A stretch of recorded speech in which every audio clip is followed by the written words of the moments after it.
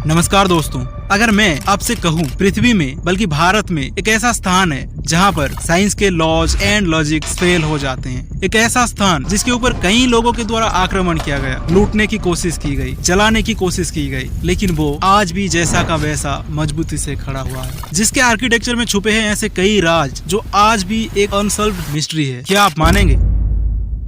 हम बात कर रहे हैं चार धामों में से एक धाम पुरी जगन्नाथ धाम की, एक ऐसा टेम्पल जिसके साथ जुड़े हैं ऐसे कई राज जो आज तक साइंटिस्ट के द्वारा भी सॉल्व नहीं हो पाया। से भगवान जगन्नाथ की रथ यात्रा जगन्नाथ मंदिर को 20 बार विदेशी हमलावरों द्वारा लूटा गया। जगन्नाथपुरी के इस खजाने की चाबी को खोजने के लिए हाईकोर्ट हजारों सालों से अपनी जगह पर खड़े बने कई राज अपने अंदर छुपाए बैठे।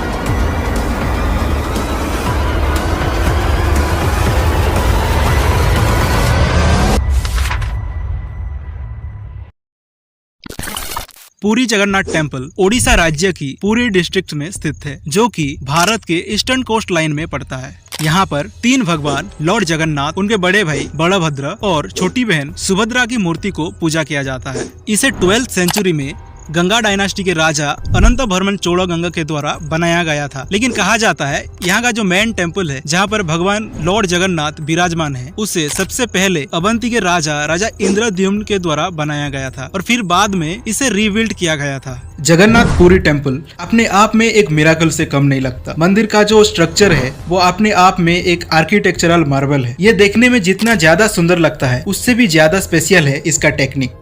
अब सभी ने तो देखा ही होगा, बड़े बड़े बिल्डिंग्स में, घरों में बाहर की आवाज को रोकने के लिए अलग अलग साउंड प्रूफिंग ग्लासेस और डिवाइसेस की यूज किया जाता है, लेकिन यहाँ पर ऐसा कुछ नहीं है। फिर भी साउंड प्रूफिंग का सारा इंतजाम हो रखा है। इस मंदिर की बिल्कुल पास में ही एक समंदर है जिसकी वेव्स की आवाज मंदिर के बाहर काफी तेज आती है, लेकिन जैसे ही आप मंदिर की सिंह द्वार से अंदर एंटर करते हैं सारी की सारी आवाज आना एकदम से गायब हो जाते हैं। ऐसा लगता है मानो समंदर किनारों से मंदिर कहीं दूर चला आया है एकांत में। उस वक्त आपको सिर्फ एक ही आवाज सुनाई देगा, मंदिर की अंदर की आवाज। और ऐसा क्यों है, इसका सीक्रेट आज भी एक मिस्ट्री है।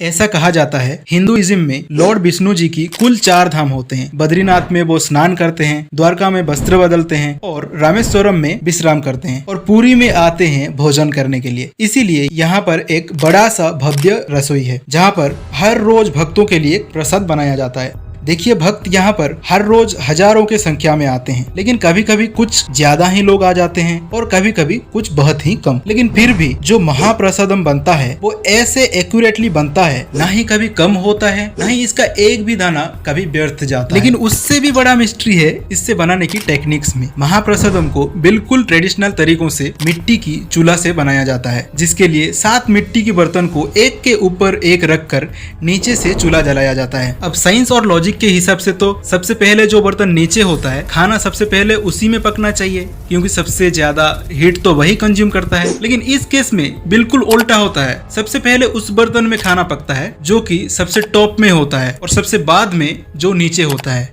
और ऐसा क्यों, आज तक किसी को नहीं पता।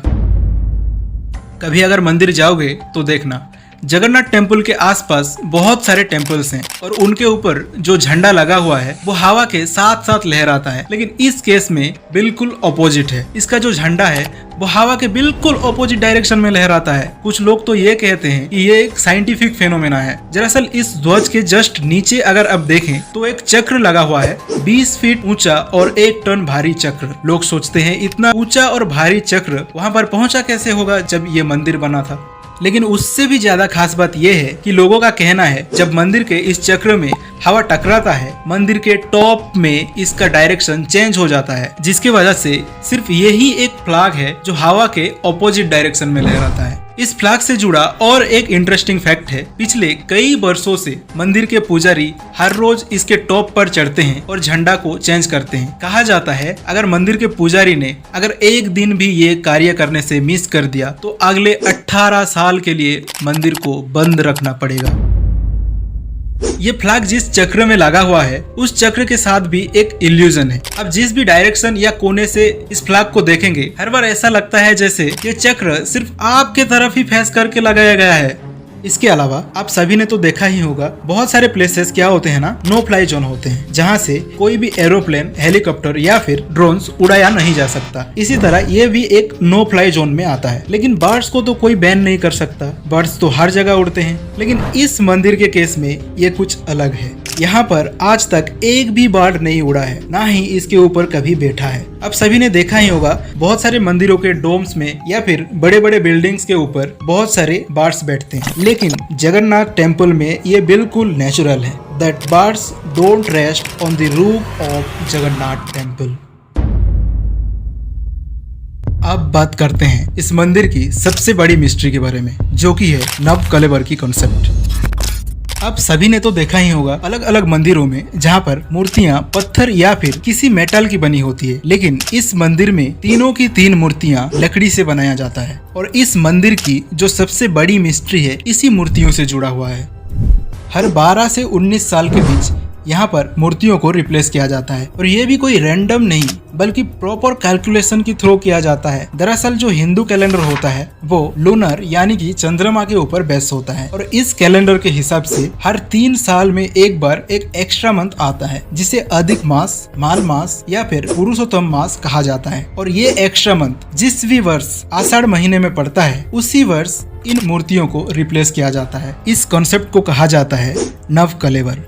पिछली बार ये 2015 में आया था, और अगली बार कैलकुलेट किया गया है कि 2034 में ये फिर से होगा। इस दिन नीम की लकड़ी से बना नया मूर्ति से पुराने मूर्तियों को रिप्लेस किया जाता है। दोस्तों, इस प्रोसेस को इतना सीक्रेटली परफॉर्म किया जाता है कि जिस दिन इन मूर्तियों को बदला जाता है उस दिन स्टेट गवर्नमेंट के द्वारा पूरे शहर की बिजली काट दिया जाता है। सिक्योरिटी को एंश्योर करने के लिए सीआरपीएफ के जवान तैनात रहते हैं। इस दौरान मंदिर में सबके लिए प्रवेश पे रोक लगा दी जाती है, और इसके बाद मूर्तियों को रिप्लेस करने की सारी रेस्पॉन्सिबिलिटी यहाँ के सबसे बड़े पुजारी को दिया जाता है। लेकिन उन्हें भी मंदिर में यूं ही प्रवेश करने की परमिशन नहीं होती, बल्कि मंदिर के अंदर जाने से पहले उनके आंखों में पट्टियां बांध दी जाती है, और ये सब कार्य बिल्कुल अंधेरे में किया जाता है। और इस सेरेमनी को देखने की इजाजत किसी को भी नहीं होती, खुद उस पुजारी को भी नहीं जो अपने हाथों से इस शुभ कार्य को परफॉर्म कर रहा होता है।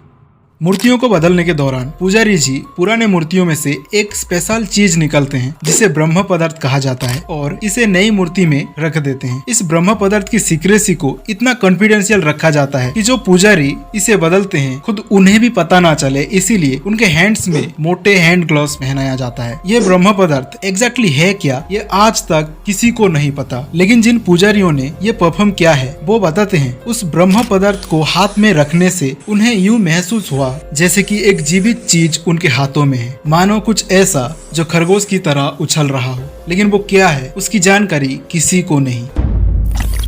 महाभारत की मौसूल पर्व के अकॉर्डिंग द्वापर युग के अंत में जब लॉर्ड कृष्णा अपना देह त्याग करते हैं, उनकी अंतिम संस्कार के बाद पूरा शरीर पंच तत्वों में लीन हो जाता है, एक चीज को छोड़कर, उनका धड़कता हुआ दिल। कहा जाता है उनका हृदय आज भी सुरक्षित है और लॉर्ड जगन्नाथ जी की मूर्तियों के अंदर वैसे ही धड़क रहा है। मूर्तियों को बदलते दौरान जो ब्रह्म पदार्थ पुराने मूर्तियों में से निकलकर नए मूर्ति में डाला जाता है वो और कुछ नहीं, श्री कृष्णा जी की धड़कता हुआ दिल है।